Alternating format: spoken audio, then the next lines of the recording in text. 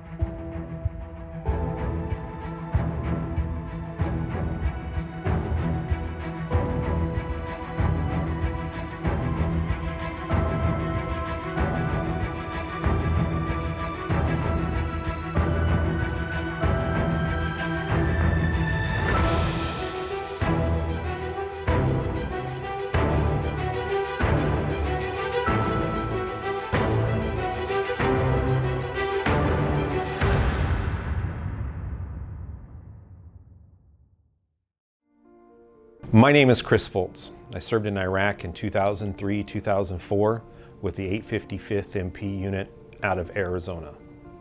During my deployment, I worked in two towns, Al-Dajjal and Al-Fallujah. The majority of that time is spent in those towns teaching them law enforcement, how to build a police force, how to create laws, how to govern laws. Later, I watched the country fall to ISIS control. And I'd kind of felt like everything that we had worked for was lost. August 16th, 2021, I was watching the TV like most Americans, and I was watching Afghanistan nationals clinging to military aircraft, trying to escape the Taliban's advance on Kabul. Watching this on TV brought back a lot of memories for the fall of Iraq, and I felt like there was a story that needed to be told. Whenever there's a story that involves the military, we watch the news and we see the same ex-Special Forces guys, generals, and other military officials from the DoD stand up there and tell us what was going on. And although I respect what they have to offer, that story isn't told in the eyes of the people that worked in those towns every day. And that's what this story is about. It's about the service members who spent every day of their lives working in these towns, building relationships with their translators, with the kids of the neighborhood, the families, supporting local business. In this documentary, we're going to hear from the service members who lived and worked in these towns only to watch it fall. America's withdrawal from Afghanistan ended up in a chaotic evacuation. The image of a helicopter lifting off above the U.S. Embassy in Kabul has drawn comparison to the fall of Saigon in 1975. And it's not just Senate Minority Leader Mitch McConnell comparing the U.S.'s mass exodus from Kabul to the chaos that happened during the fall of Saigon in 1975. With the airplane going down the runway, people desperate to get on that airplane, and then seeing the exact same image coming out of Afghanistan. The signing of the Paris Peace Accords in 1973 signaled the end of the Vietnam War. The United States had withdrawn its forces as anti-war sentiment raged across America. In 1975, the North Vietnamese began invading and capturing South Vietnamese cities, causing its citizens to flee. In spite of having no military force, about 5,000 American citizens and diplomats remained in Saigon. In what would become one of the most notorious scenes in U.S. history, helicopters extracted people from the embassy, while the North Vietnamese military quickly took over the city. The fall of Saigon on April 30th, 1975, brought an end to the 21-year conflict. The unpopular war resulted in the poor treatment of U.S. soldiers returning home, leading its veterans to adopt the motto, "Never again will one generation of veterans abandon another." They got an awful lot of people out, but I'm sure there were a lot of people that didn't come out that probably wanted to. In the 70s, being an unpopular war as Vietnam was, the country in general was not very supportive of the military. President Trump signed into law that on the 50th anniversary of the Vietnam War, that the country would recognize all of the individuals that served during the Vietnam War. But I think the most moving part was no one ever said thanks for what you did or being in there in that time. And that's the first time in 52 years that somebody actually said, welcome home. At our old house, we had this ice cream man that would come through, Richard. We were talking, and he had all this Vietnam vet stuff all over inside of his truck, and we would talk. And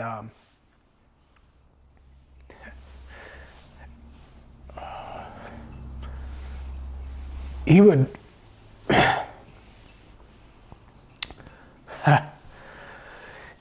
he would break down and cry to me, and then because he didn't have anybody that he could talk to that knew what that was like.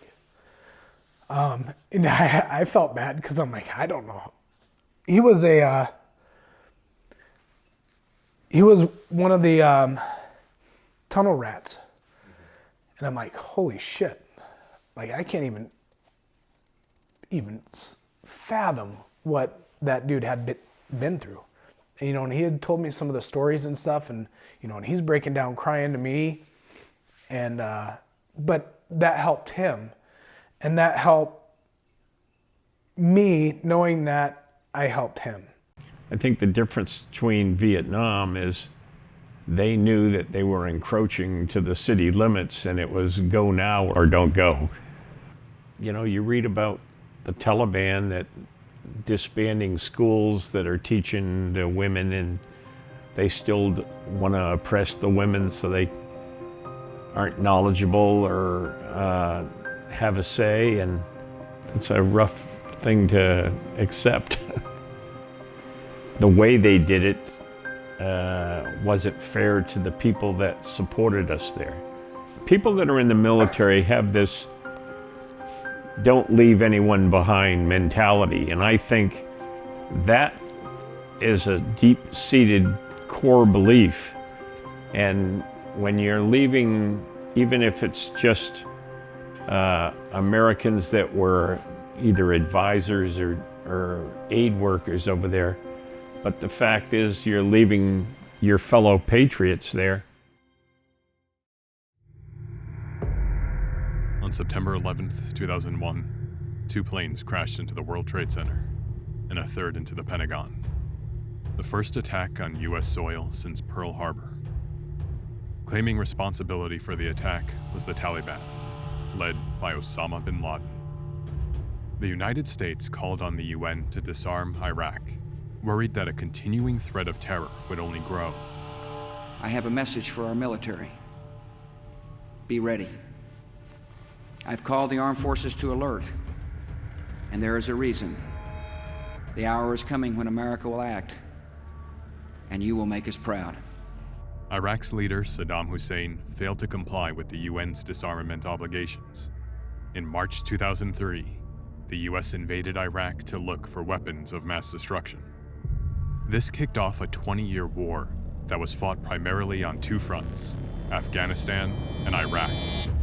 In that time, the US deployed 775,000 troops to the area and spent over $2.3 trillion.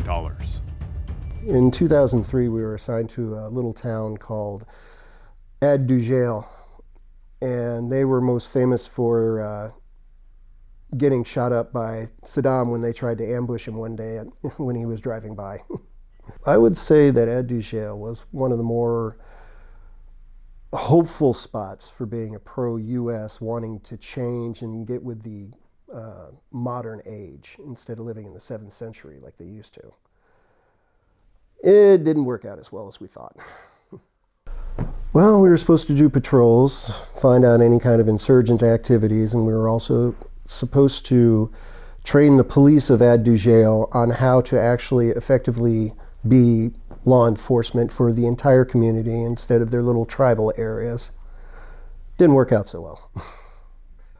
And I guess the other one was that we would literally have to go into the police department every day and drag these guys physically out of the police department to go on a patrol with us. Then they also argued with us, no, I'm not allowed in this area because that's some other tribe's area. Oh, I'm not allowed to go into that area because that family has a blood debt against us and my family. I was like, no, that's not how any of that works, guys. Come on. Yeah, when we were in Ad Jail, we tried our best to be friendly with the families, the shopkeepers, the shop owners. We would pay for everything, whatever price. We wouldn't haggle. They want 50 dinars for a soup bowl. We'd give it to them, and kind of took them off guard. And then they kind of, I thought, were beginning to trust us. When we finally got a chance to stop and stay in a place long enough to where we could go and try local cuisine and not have to eat MREs anymore, I wasn't really concerned. To be honest with you, I was just hungry. The best sandwich I ever ate in my life, believe it or not, is we got some local bread and sliced up Spam and ate it that way. That was awesome. To this day, that's still the best sandwich I've ever had.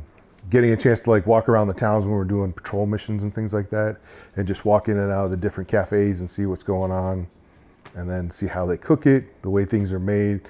Like here, we're used to things being in refrigeration, and there's somewhat of a standard of care coming with the quality of food, where you'll walk in there and the meat's been hanging in the back since the day before, and they're just cutting chunks off of it and grinding it up and making the kebabs out of it. But some of the best food you've had. Tastes really good.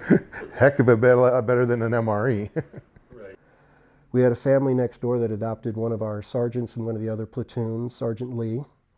They had a little girl named Sacha, and she was a cutie, and that was her nickname. She's Sacha Cutie. And she would always come over and talk with us every day.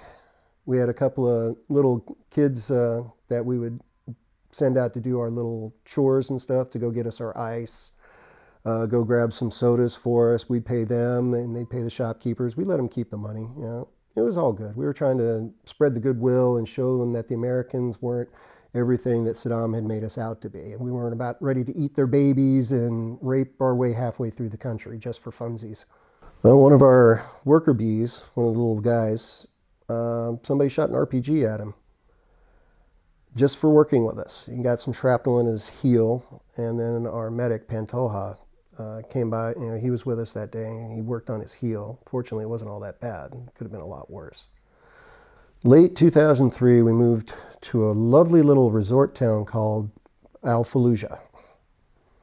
Beautiful place. Rocket fire was light to pleasant in the evenings. Sniper fire was okay, and they couldn't hit anything.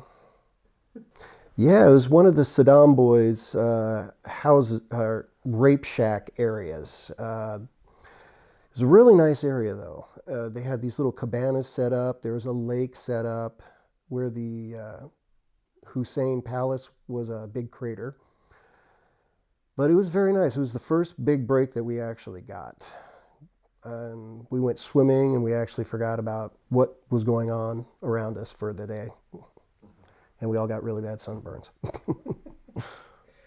Yeah, we would have guys sneak up outside the perimeter sometimes and give us a little welcome to the neighborhood and shoot RPGs over our heads to the point where they would try and get them to explode like an airburst over our heads and try and hit us that way.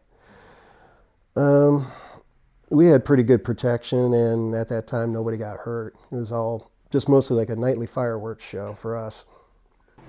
We had some locals that did work for us as translators. The one we predominantly used was a gentleman by the name of Matham, and he actually would ride a bus from Baghdad to where we were, which is about an hour and a half away from where he actually lived.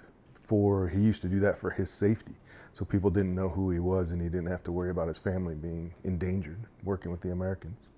One story that I do know that sticks out, we were doing a nighttime patrol in the town, and we took an engagement. So we reacted. We returned fire, we took cover, we did all that fun stuff. And when it was finally over and we were checking, making sure everybody was okay, we were trying to find Matham. And he was nowhere to be found. So as we're going through the vehicles, we see something curled up in a little teeny ball in the floorboard of the passenger seat behind the driver. and that was Matham. I think he made himself the smallest he's ever been in his life to fit down there, but Matham was awesome as an interpreter. He was real good. He spoke English really well. He was very inquisitive when it came to America and learning, you know, more about our language and more about our culture. He was always really respectful about teaching us stuff about his culture, so we wouldn't kind of be too bad at offending people as little as I guess was possible. So he was fun to interact with. He was a real nice guy. One time dealing with our interpreter, we were eating MREs, and he ended up deciding that he was going to take an MRE that had ham in it, a pork product, and take it home and play a prank on his brother and give it to his brother, not tell him that it had pork in it. But you know, I never did hear back what happened with that. You know, I guess the good thing is that he did, you know, he continued to show back up, and his brother didn't kill him at that point. So, well, our translators were pretty cool people. The one that we dealt with, we can't remember his name. He always wore this Panama Jack hat, had this little, like, Saddam mustache. He was a really nice guy, and we got along good with him. Out of most of the people in the Middle East, he is one of the guys I actually trusted over there. I would consider him the closest thing to a friend over there. Fallujah was a town that even Saddam didn't want to mess with. He pretty much gave them carte blanche to do whatever they wanted, just so long as they didn't mess with his thing going on around them. So Fallujah already had a bad rep. It was sort of like the Mos Eisley of Iraq. When the contractors that got ambushed and murdered and just their bodies butchered and mutilated, hung up on the bridge, that was the first big message that we got from Fallujah, that we don't like you, we don't care who you are, we'll kill anybody that comes into our town, regardless. And that went for the Iraqis that were working with us, and that message was the same message that was still going on when Saddam was in charge. So Fallujah was not a very nice place for anybody to be. Yeah, if you saw the adults pulling kids away, that was an indicator for us that something is not going to be right real soon. Either there was a bomb in the road and they had known it was there, or somebody was coming. We had just come back from, we were on a almost 2-week-long convoy mission, running all the way down south by Al Nazariya and all the way up north to Mosul. And we had been on the road for about 2 weeks, and we pulled up and we had gotten together, and the lieutenant had made the suggestion of making a run through Fallujah at high speed to shave off time so we could hurry up and get back to base. I was one of the voices that said, no, I would rather go around because Fallujah is too dangerous, and things were really heating up. But the decision was made to go through Fallujah as fast as we could, and they were waiting for us. As we're coming up over the bridge, I'm driving. Sergeant Bird was our team leader. He was sitting next to me. I remember this earth-shattering just blast.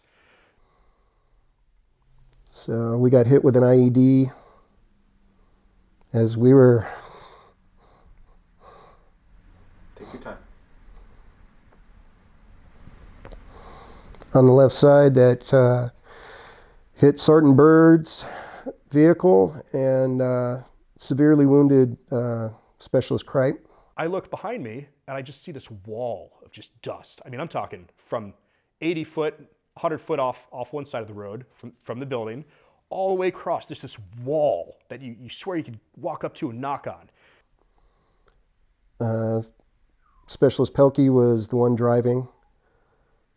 All I remember is I was on left side security, and I had missed an IED. I look over my right shoulder, and I'm rearward, so this is opposing lane traffic. A vehicle, a taxi with all shattered windows, and the driver wasn't in view, comes flying out of this dust cloud or dust wall, and there's a boy, probably 12 years old, 13 years old, standing next to our vehicle as we're still moving, and the taxi, man, hits this kid probably doing 50 miles an hour, probably 85, 90 kilometers an hour. And this kid, I heard all of the bones break, him flip up over the car, hit the ground, fetal position, start shaking. At one moment, we were just driving through and thought we were going to make it. Then there was a huge explosion, and it's just like in the movies, everything slowed down. And I looked behind me, and there's a huge cloud of dust. And then this Humvee just slowly was cranking its way forward out of the dust. The windshield was gone. I just remember basically bracing my arm up against the radio mount so I could keep that thing straight. In kind of on the edge of that wall, it's just flying up in the air. And I notice as it stops rising upward, it's a windshield from the truck in front of me. Our guys, our Humvee windshield, not ours, but the truck in front of me's windshield is flipping through the air 40, 50 feet up. And I realized at that point, this is already bad. There's nothing good happening here. So all the vehicles slam on the brakes. The vehicle in front of us had been hit with an IED, an improvised explosive device. So I told my guys to stop. They got closer to me. I ran up to their vehicle because I was trying to find where's Kripe. Kripe's missing. All I could see was Pelkey and Bird, and they were just wide-eyed, shocked, like they had no idea what just happened. The front of their vehicle was all blackened. Front tires were just shredded, and they had just barely managed to get past my vehicle. And I'd yelled down to them as they were passing. I was like, "Where's Kripe? Where's Kripe at?" There's no ballistic shield. There's no cover I have. I'm just an idiot 20-year-old kid wearing Vietnam-style flak vest with a machine gun and a grenade launcher, which I cannot use. You can't shoot a grenade launcher into a crowd of people who don't pose a threat to you. If there's no threat, you can't do anything. So there's, of course, crowds of people have formed now around us, and they're not shouting happy things. They're not pleased with us. I can understand Fallujah has never been and probably will never be U.S. friendly, and I get that. So we're, in the meantime, trying to evaluate our casualties, the severity of our hit, and conduct vehicle recovery operations. In the meantime, I'm conducting security and trying to figure out where the threat is. At this point, I start getting shot at. When you're shot at, you can more or less tell. It's called, I think they call it a whip snap of the bullet, where, of course, you hear the weapon fire, you hear the sound coming from the muzzle, and then you'll hear, well, at first you'll hear the bullet pass by you somewhere. It's a whizzing, not a whizzing, but it's a whatever. You hear the bullet going by you. It was very close, very, very close to me. I know now they were probably shooting around my head-ish area. Take your time.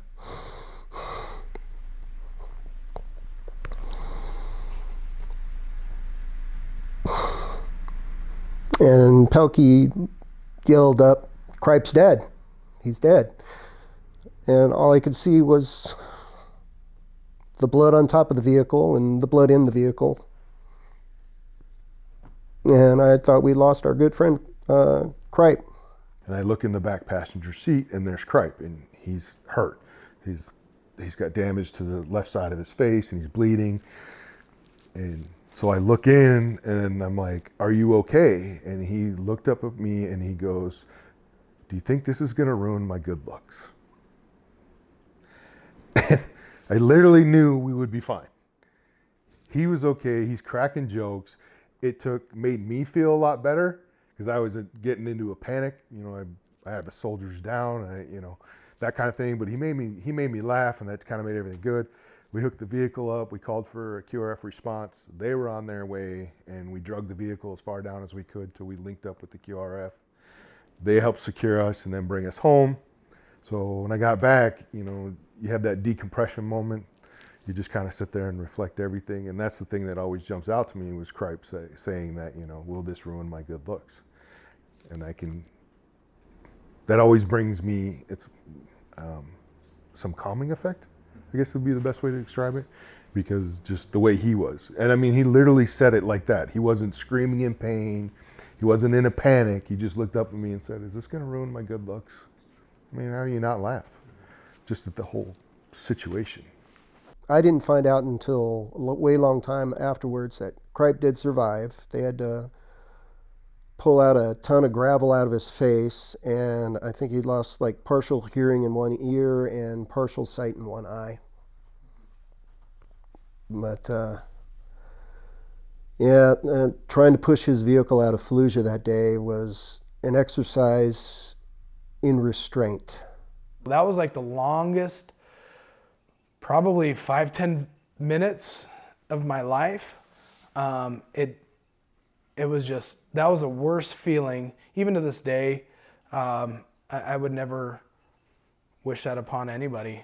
At the end of the day, we had three guys who were very injured. One guy needed immediate surgery to his face, reconstructive surgery to his face. He was flown to Germany, and I think he was out the rest of that deployment.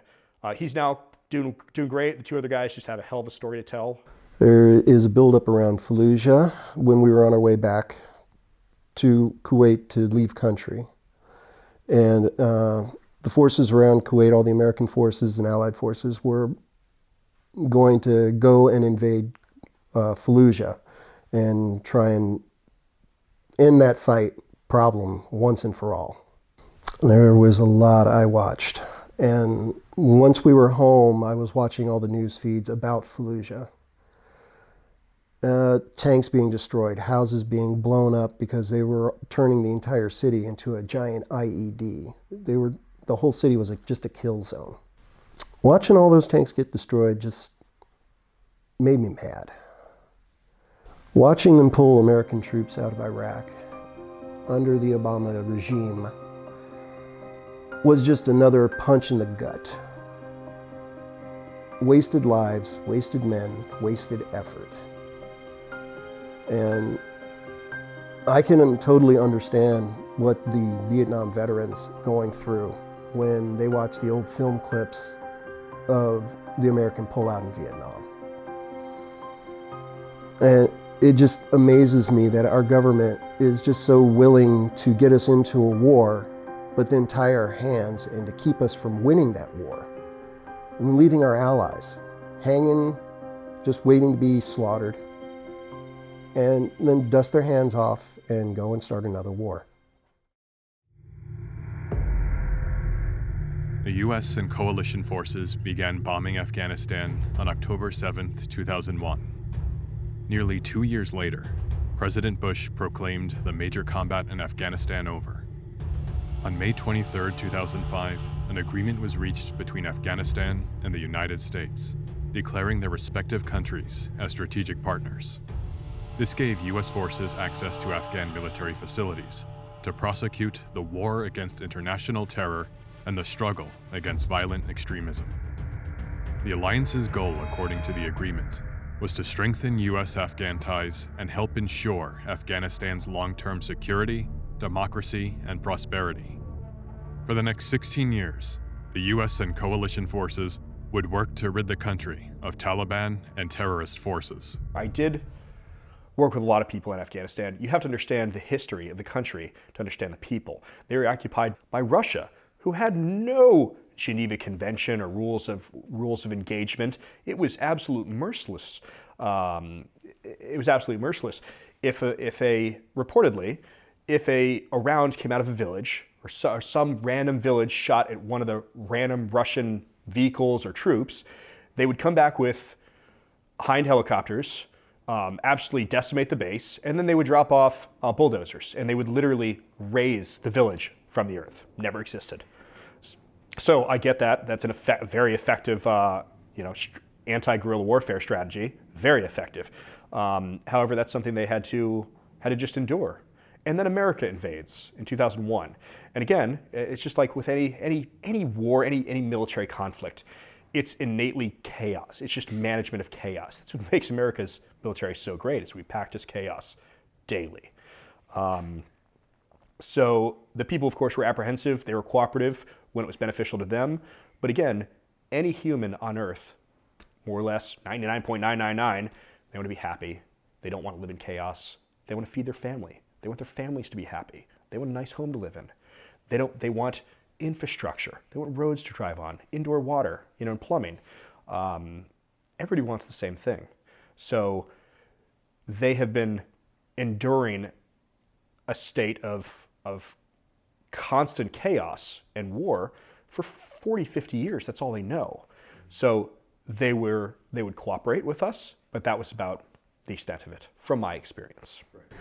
When I went to Afghanistan, I went over with the infantry, but we did security elements for what they called PRTs, Provincial Reconstruction Teams.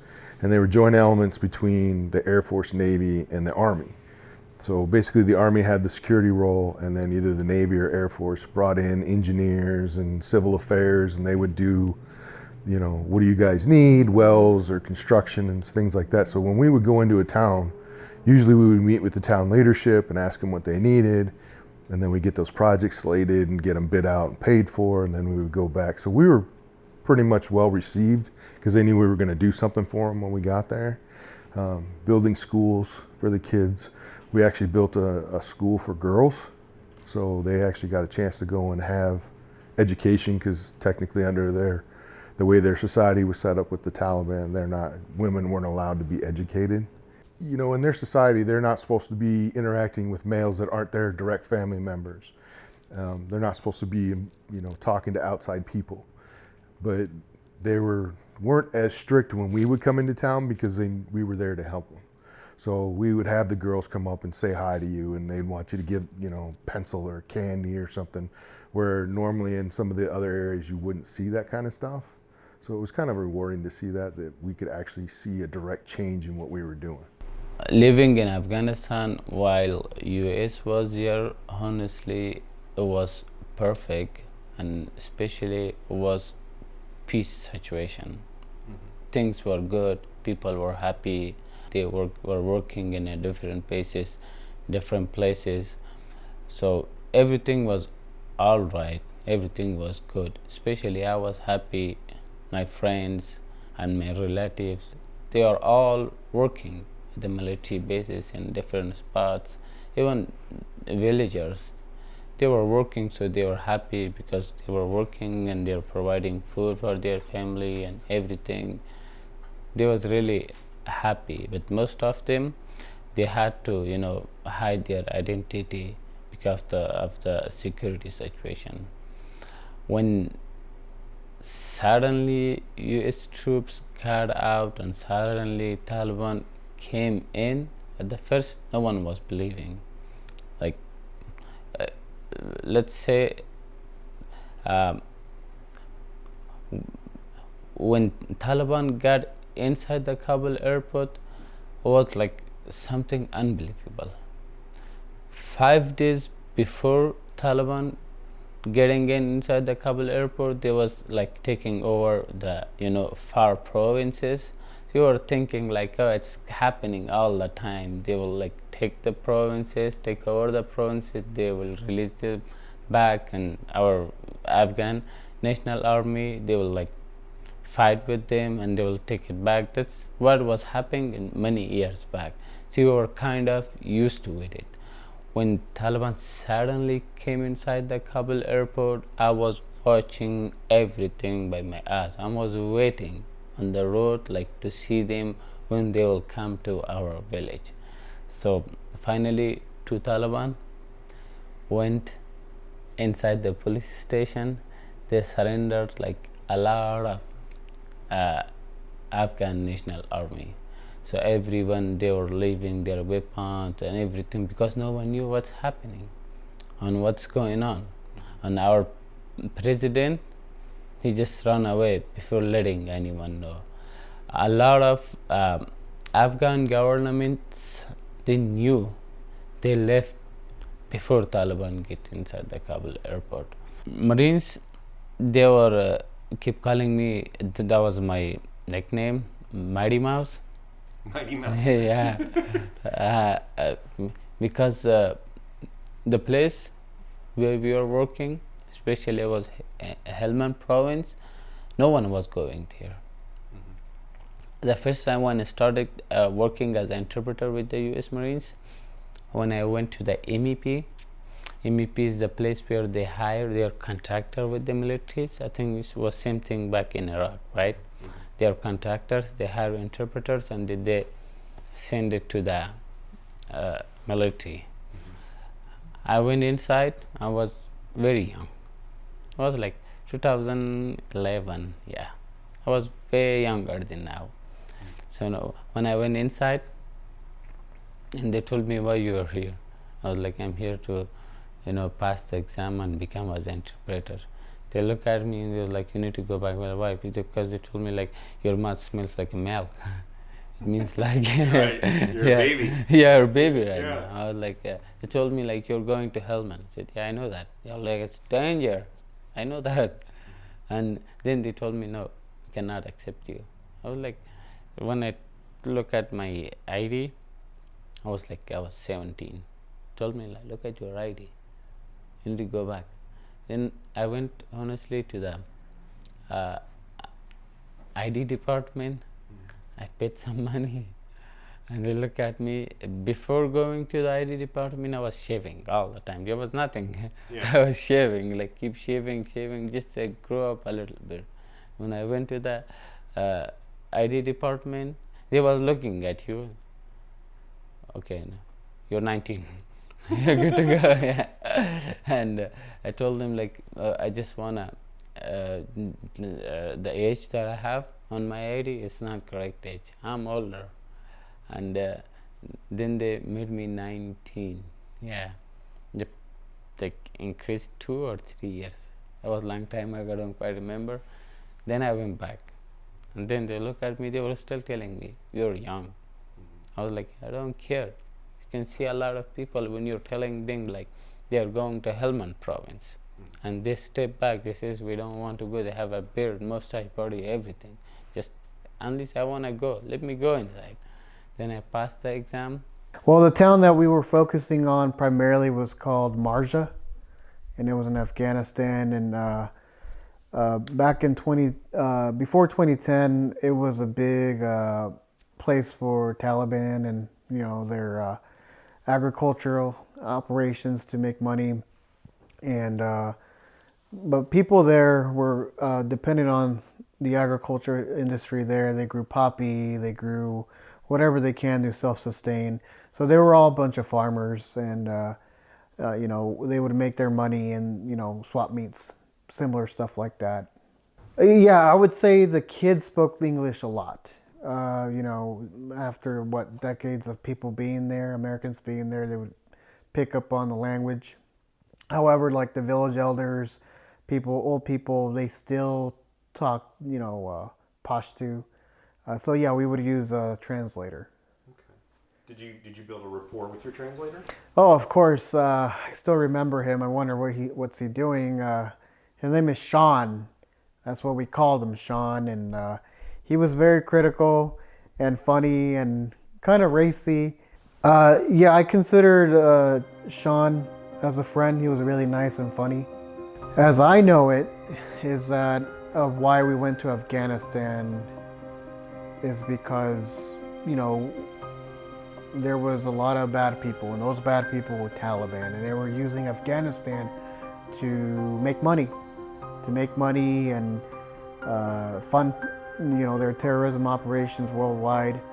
So we went to Afghanistan to eradicate that. I mean, my second deployment to Afghanistan in 2012 was in conjunction with the DEA, and our whole objective was to disrupt their poppy seed operations and narcotics operations, and that was pretty effective. They got really angry. On April 14th, 2021, President Joe Biden announced the pullout of Afghanistan, signaling the end of a 20-year war on terror. The pullout would be completed by September 1st, 2021. I made the decision to end this war. As part of that decision, we set the date of August 31st for American troops to withdraw. The president of Afghanistan, Ashraf Ghani, fled the presidential palace on August 15, 2021, abandoning Afghan citizens to a Taliban insurrection. The world watched as the Afghan people fled in terror as the Taliban took over the country. Citizens desperate to escape could be seen clinging onto military aircraft while the planes were taking off. On August 26, 2021, a suicide bomber attacked the Abbey Gate of the Kabul airport, killing 11 Marines, an Army soldier, and a Navy corpsman. Another 18 U.S. service members were injured in the bombing. The U.S. completed its pullout on August 30th, 2021, allowing the Taliban to enter the airport and declare victory. I was disgusted, absolutely disgusted. I didn't even want to listen to it, honestly. Like, that's where I was. Watching the pullout of Afghanistan was even worse than watching the pullout of Iraq. At least under Iraq, it was done in a timely manner, so to speak. Yes, we still left people there, but we didn't just cut and run. We didn't leave billions of dollars of equipment, ammunition, technology in the hands of the very people we were there to destroy in the first place back in 2000. We just gave them all this weaponry, and the anger I felt, the anger of other vets that I worked with as we watched this, it's indescribable. Leaving people behind, Americans behind, leaving our allies behind that should have been pulled out first. You know, when you do a pullout, you take out the non-combatants first. Then you start bringing out the equipment. The last people out are the fighters, are the soldiers. You don't leave anything behind for the enemy. You destroy runways, you destroy buildings. Anything that they can use to a military advantage is supposed to be destroyed. Watching the withdrawal in Afghanistan that our current president did, a total disgrace. I felt that everything we did over there was for nothing because we left them high and dry. And we promised them we would never do that to you. We'd always be here to help you. Or if we weren't going to be here, we'd make sure you were taken care of. And I don't think any of that was done. I think we left, $89 billion worth of advanced equipment to the enemy so that we're going to have to, at some point, deal with again, in my opinion. We're going to have to go back. So absolutely, we're going to go back again. And, you know, a lot of these corporations made money from us leaving equipment there. It's already been paid for by the U.S. government.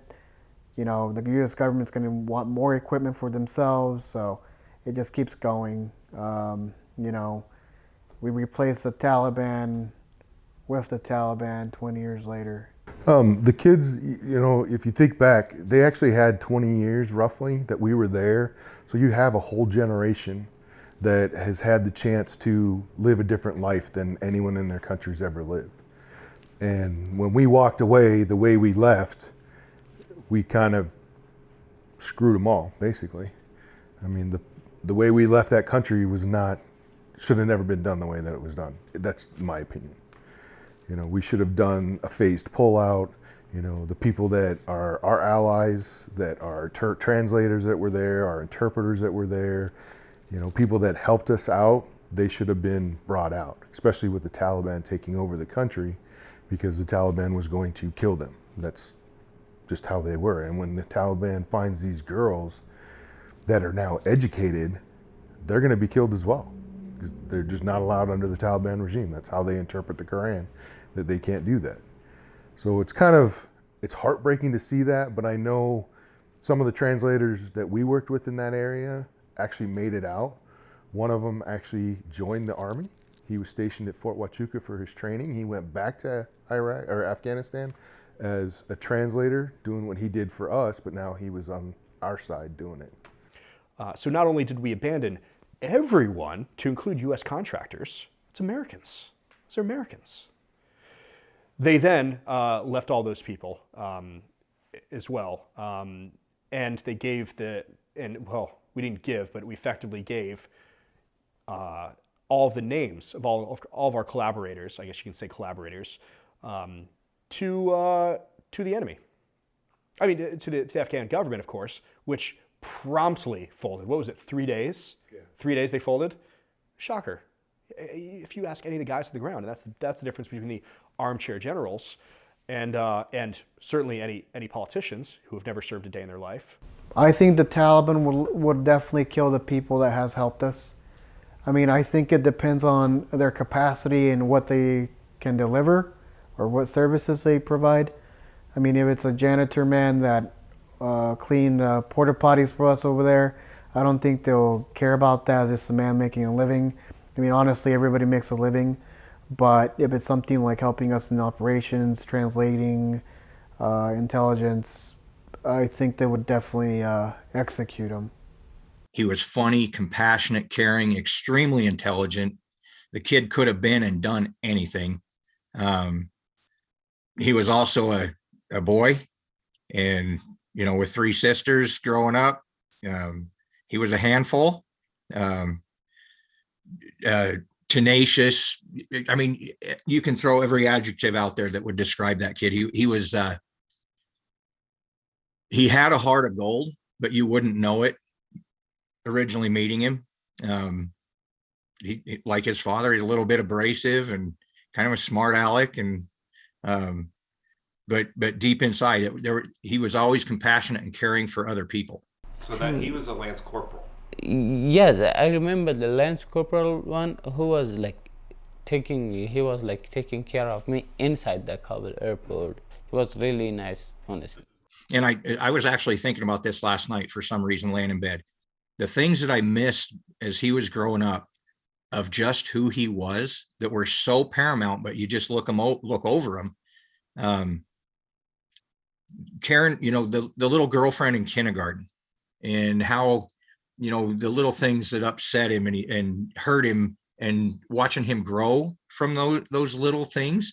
I don't know why it hit me last night, but he was a very compassionate person, and he died doing something about as compassionate as you can be, helping people that didn't have a voice, and, you know, doing what he did for all the right reasons.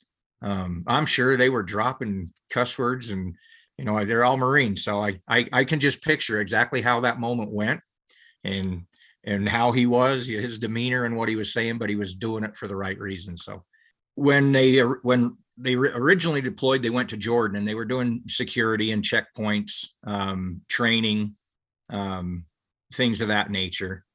And about 2 weeks before the incident in Kabul, they were called to go to Afghanistan. And we didn't learn this until it was either 7 or 10 days later. We had a call, a video with a colonel from the Marine Corps who kind of told all the parents. We were part of a group that they let us know what was going on. So Riley was in Kabul doing what he was doing about a week before we even knew that he was there. When they got to Kabul, the only message we got was, you know, they were working their butts off, and he hadn't slept in a couple days, and he was tired. Other than that, he was excited. Learning after the fact from the Marines that were with him, he was a leader, and they wouldn't have been doing what they were doing and got so many people through if it hadn't have been for Riley, because it was just go, go, go. And that's just Riley. That was just part of his nature from a little kid. You know, if there's a job to be done, get it done. The day we heard of the bombing was a Thursday, and I was at work, and both of my daughters called me, and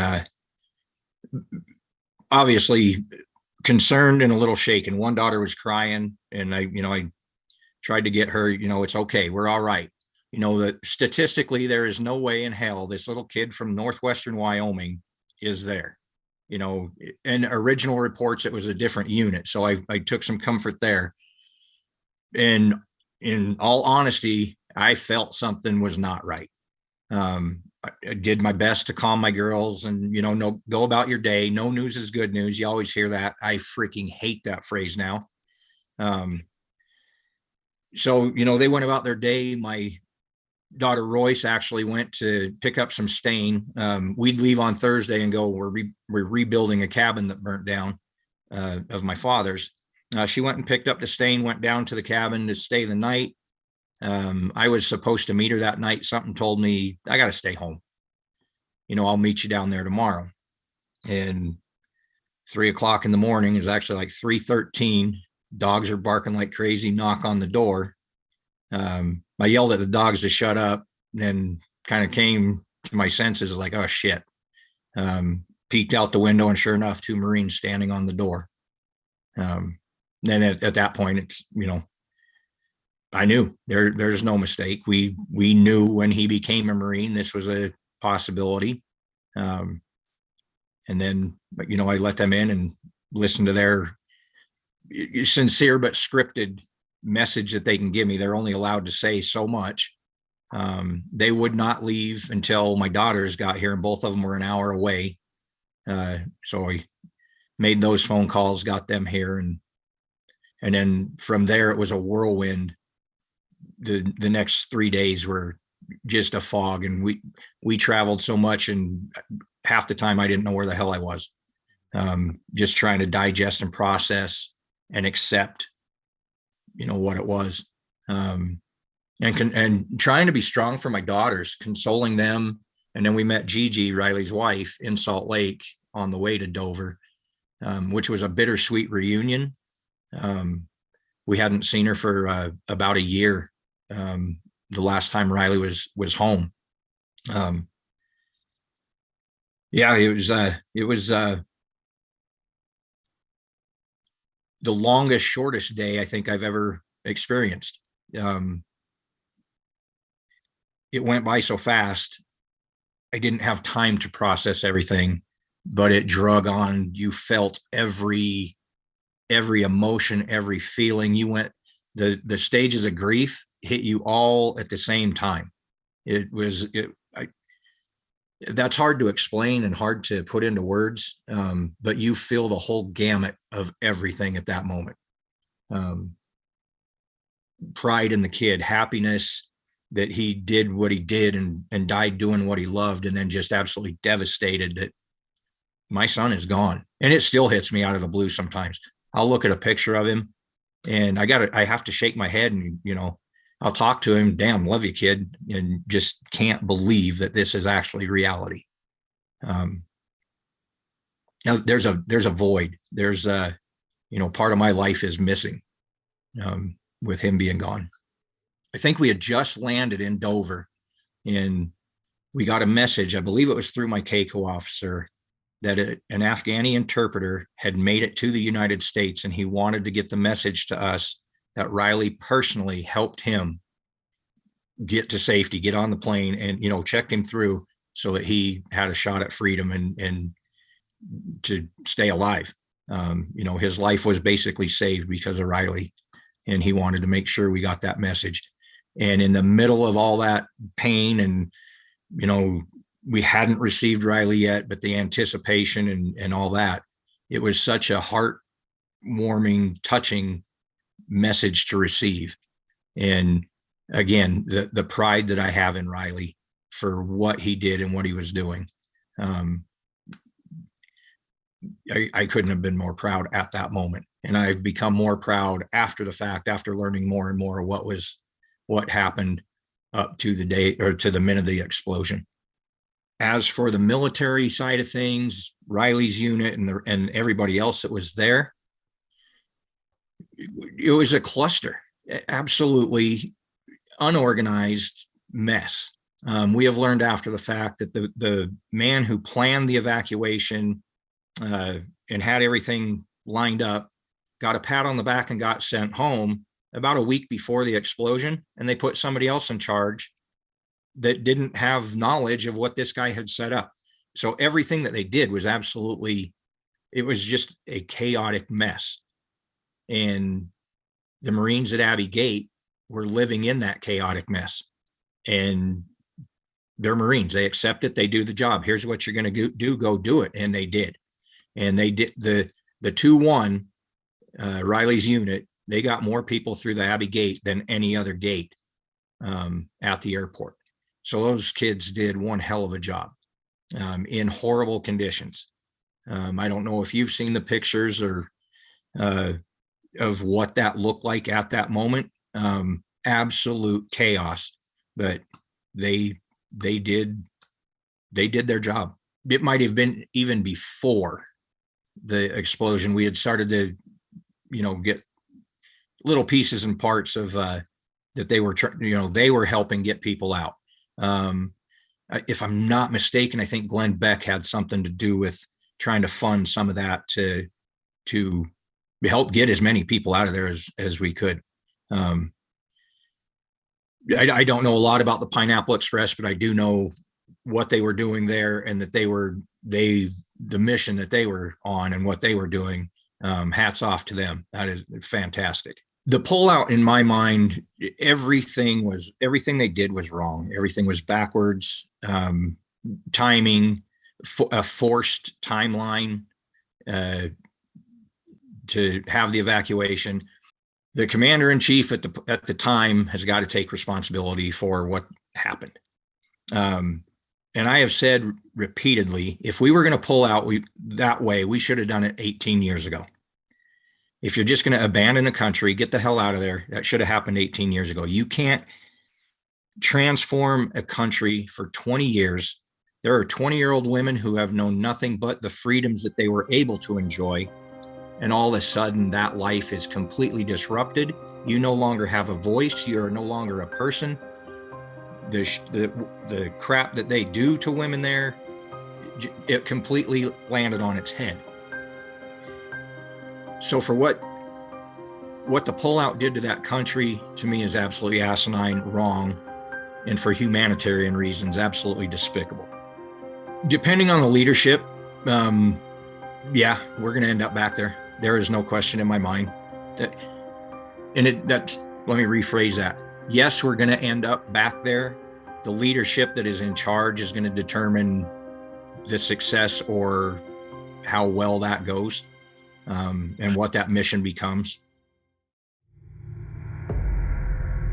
Believing the pullout to be a disaster and leaving U.S. citizens and allies to the mercy of the Taliban, retired special forces and other units in Afghanistan created a way to try and save people from being left behind. This private operation, which would later be called the Pineapple Express, was able to rescue 1,000 refugees. These missions continued until the Biden administration threatened those involved and grounded any aircraft being used in the operation. My name is Scott Mann. I'm a former U.S. Army Special Forces officer, otherwise known as a Green Beret. I spent multiple tours in combat in Afghanistan. I worked very closely with Afghan villagers as well as our partner forces in the Afghan commandos, Afghan Special Forces, and others. And I was also the founder of Task Force Pineapple. I think the locals in Afghanistan were the mission. The reason after 20 years of being there was, in my mind, to help the Afghan people stand up on their own so that it was a stable enough country that it wasn't hospitable to international terror, and that we didn't have to worry about groups like ISIS-K and Al-Qaeda projecting violence against us. And the best way to do that is a resilience and an autonomy at a local level in the host nation country for them to stand up on their own and be an antibody to that.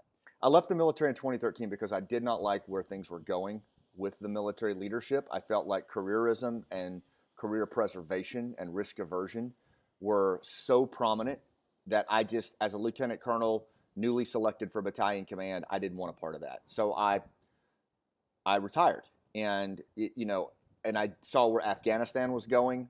I didn't like that as well, and so, I had no intention of getting involved in that country anymore with the government. But when everything fell apart, and my friend Nizam, who's an Afghan commando, and Afghan Special Forces and U.S.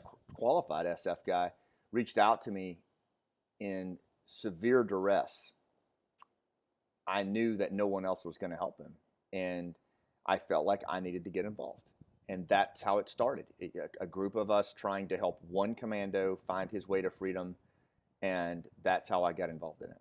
After Nizam got through, we decided to keep Pineapple going, and so it was weird. Some people would take days for them to, and they might not move at all, and then others were able to navigate through. A lot of it was luck. A lot of it was where you decided to enter. A lot of it was where the Taliban checkpoints decided to set up at that point. If that crowd moved in one direction, it's this roiling sea of flesh. If it moved in one direction that you didn't expect, your child could be trampled, or you could lose your possessions and your paperwork. So there were so many variables at play. But I would say for Nizam, once he left his safe house, it was around, I think, 36 hours that it took for him to do all the things that he needed to do. It was fairly quick. He basically jumped in behind a group of green card holders and went through the fence and got on the other side. And when they asked him for his paperwork, we were out of options. His phone's at 10% power, and we knew they were going to toss him if he didn't have something. So we made a Hail Mary call into a diplomat that we had never met, quickly told him the story, and he said, okay, I was a Green Beret also before I was a diplomat. We got to take care of our own. Tell him to say Pineapple. And that's where the whole Pineapple thing came from. And after Nizam sent us a selfie of him on the other side of the wire, we decided, based on all of the other friends of ours who were trying to do something very similar, that we would just open the aperture, bring more people into the Signal chat room, and keep going. And Task Force Pineapple was born. There were a lot, dozens of volunteer groups, Task Force Dunkirk, Team America, Sacred Promise, and even ones without names, so many that did exactly what we did, and in many cases did way more than we did. I think the reason that Pineapple resonated was we told the story, and as a storyteller, I had an appreciation for the fact that people were going to stop caring really quick, and the government was going to shut this down really quick unless we got the story out. We had a lot of the Afghan special operators who we knew were going to be targeted. We knew they were going to be hunted, and if the thing was going to collapse, at least make sure they're going to be resilient. At least make sure there's a stay behind plan. Put some SF teams in there and work with them with intense focus for the spring, the summer before the collapse, to get ready so that they could stand on their own, get their families out. We did none of that. There were no Green Beret teams on the ground several months leading up to this. So a 20-year network that we had bought, built, and bled for and died for was just abandoned. So it was more than just the NEO. It was the fact that this 20-year partner force that the 9/11 Commission said was really, this ground presence was a big factor in the surprise attack of 9/11. We just walked away from it, wholesale. And that to me is egregious, and some people should lose their jobs over it. As far as who remains behind, the number of American citizens is an unknown, and that's very troubling to me. Why don't we know how many Americans were left behind? I think the government needs to come clean on that. Every time they present a number, it's radically different and radically higher than what we were told the last time. And we still have Americans behind enemy lines, and we also know, because we've helped move some of these Americans, that many of them are not choosing to stay there. They are in duress. So I think it would be really helpful if we could get a number from the government on that. As far as green card holders, same kind of thing. Not sure on that. I believe it's in the thousands. And then as far as the special immigration visas, where a true explicit promise was made, a guarantee for them to find safe haven for working with the U.S. government, somewhere between 50 to 75,000 is the latest estimate that I've seen on that. And finally, the Afghan Special Operations Forces, who fought to the last bullet and really secured the freedoms of all of the others who got out, they don't even have a pathway to get out of the country right now. In other words, they're not eligible for the SIV. That needs to change immediately. But you're talking somewhere between 20 to 30,000 of them as well. 90% of Americans in Afghanistan who wanted to leave were able to leave.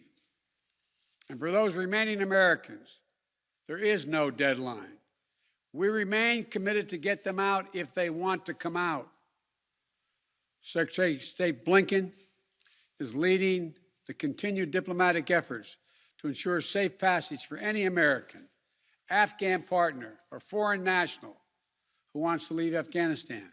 On the last day, we did our best to calculate how many people we helped get out, and we believe it was somewhere between 700 to 1,000. And then once the bombs went off, we worked with other nonprofits to maintain a manifest of about 6,000 people who we were trying to help that got left behind. And we helped them get through this past winter with safe houses, and food and medical care and those kinds of things. But as far as the immediate exodus, I would venture an estimate somewhere between 700 to 1,000 people.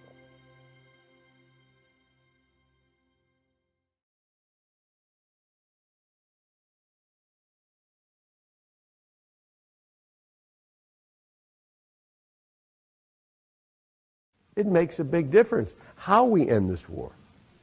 And it makes a big difference to tell the American people the truth about what our options are in ending this war.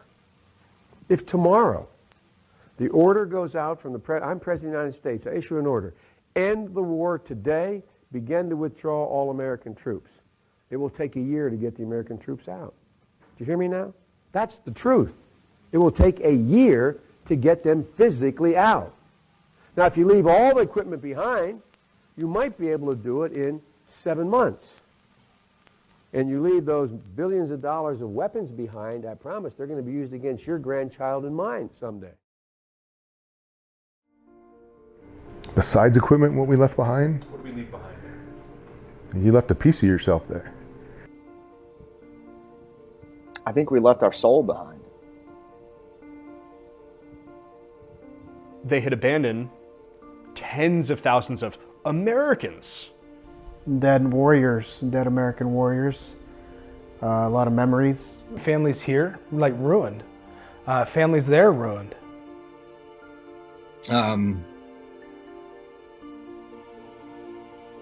The heart and soul of who we are. People working with us, for us, all these people. The number of people that we kind of left there to face the wrath of the Taliban is unconscionable. That hug that I'll never get, that last goodbye, is all in the blood and the sand in Kabul. I think we left 20 years of relationships, commitment, sacrifice, honor, and courage, love. A little piece of America died in the sands of Afghanistan. We took what our veterans and our Gold Star families and our military families had so freely given us, and we just left it there. And we didn't even consider the impact that it would have on them. And in fact, the very people who took that from them and left it there then shifted the responsibility for getting Afghans out of the country onto those very people. Groups like Pineapple, Gold Star Moms, people who were actively working the problem were secretly called by active duty generals, active duty admirals, the Joint Chiefs of Staff's office, special advisors to the vice president were calling these volunteer groups saying, "Can you get my guy out?" What the hell is that? How can we take and inflict such a moral injury on one of the most vulnerable populations of our country who have given so much over 20 years, and then shift the institutional responsibility of an Uncle Sam-sized problem, the world's longest 911 call, and ask them quietly to get their guy out so they don't lose their career or they don't run afoul of policy? We left something sacred behind, and we brought something terrible home.